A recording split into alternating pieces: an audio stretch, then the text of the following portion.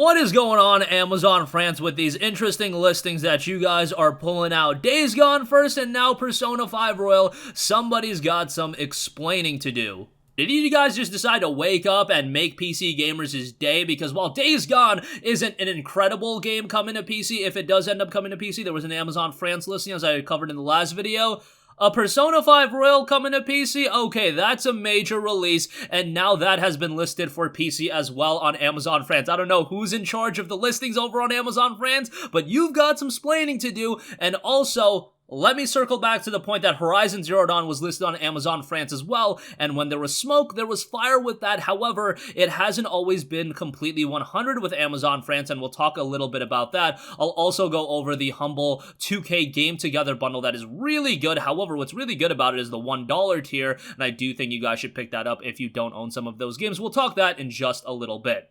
Alright, so Days Gone coming to PC, I think that makes a lot of sense, and does it get me excited? To an extent, but Days Gone wasn't that high quality of a game. Persona 5 Royal, on the other hand, is legitimately and quite possibly one of the greatest JRPGs of all time. Maybe I can even take that Japanese simplifier off of it, and we can say that Persona 5 Royal is one of the greatest games of all time. It got incredible reviews. Now, you can say it was just an extension of Persona 5. Whatever the case may be, PC gamers have even had Persona 5. You can play it through the emulator, of course.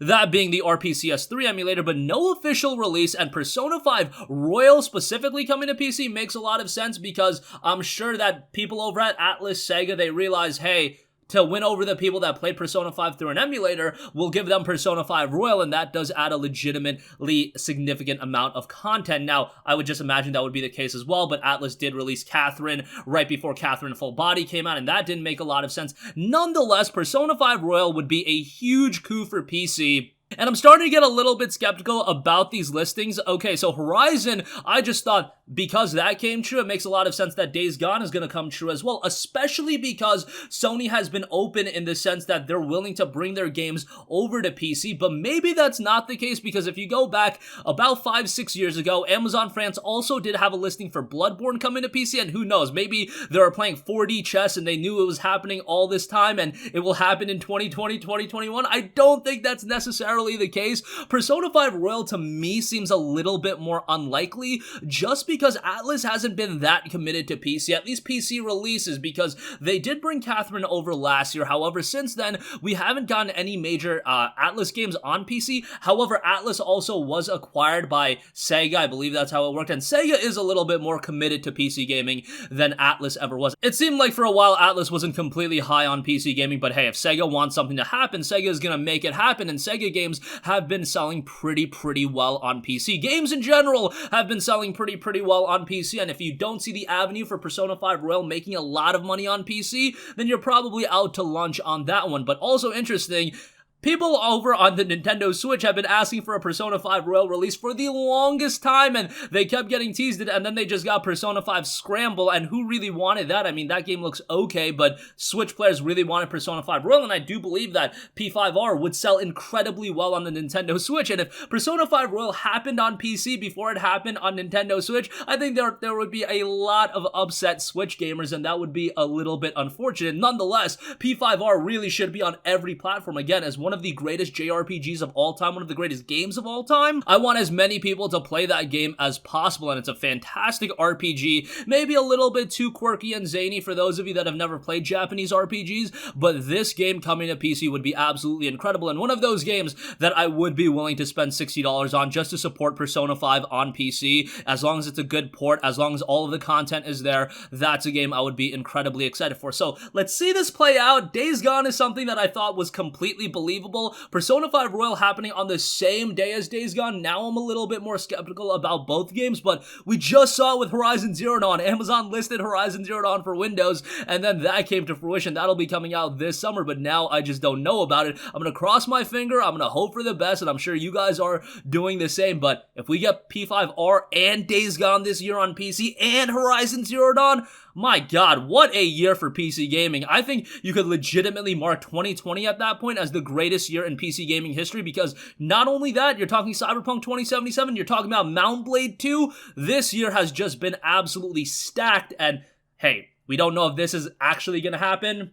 But if it does, it would be ridiculous. And of course, Death Stranding coming out in a couple of months as well. Alright, moving on from that, I do want to quickly cover the Humble 2K Game Together bundle that is quite good, but interestingly enough, for a Humble bundle, generally speaking, the highest tier is a lot of value. However, in this case, I think your best route is to get the $1 tier. The beat the average right now is $12.33, which is pretty high, and then the top tier is $20. Now, the top tier isn't horrible, and we'll get to that in a bit, but the $1 tier will get you Sid Meier's Pirate, you'll get Carnival Games VR, and definitely the two standout games, The Darkness 2 as well as Spec Ops The Line. The Darkness 2 and Spec Ops The Line, both really good games. Spec Ops The Line especially is a tremendous game, very emotional, the narrative is excellent, and one of the most morally gray games that you're gonna play. A lot of interesting story tidbits in that title, just very well done in that sense. And that's a game that I always recommend everyone to play. Now, the issue with that game was it was a $59.99 release, the multiplayer wasn't anything special, and the single player campaign, while it was excellent, it was very short, so that was an inherent problem with the game. But now, getting it for $1 with The Darkness 2 and a couple of other titles,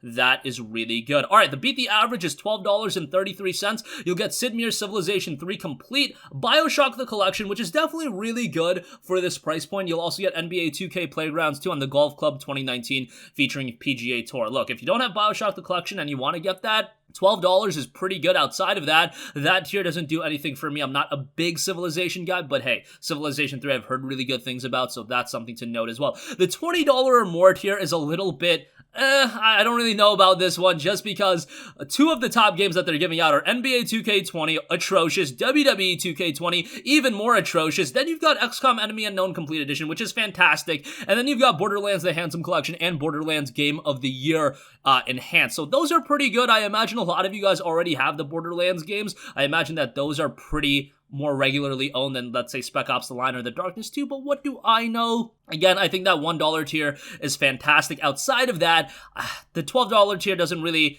do anything for me outside of BioShock the Collection, and then the $20 or more tier, just because it's bloated with NBA 2K20 and WWE 2K20, it does lose its value a little bit, but at the end of the day, $20 for Borderlands 1, Borderlands 2, pre-sequel, XCOM Enemy Unknown, BioShock the Collection, Darkness 2, and Spec Ops The Line. If you look at it that way, that is good value, but I think the most value is in that $1 tier. Nonetheless, that's going to conclude this video. Again, there are some rumblings that Persona 5, let's hope that ends up coming to PC, and the Humble 2K bundle is quite good, so definitely check that out if you're interested. That's going to conclude this video. If you guys have a request for a future video, you can leave that in the comment section down below, and I will catch you guys in the next one. Peace out.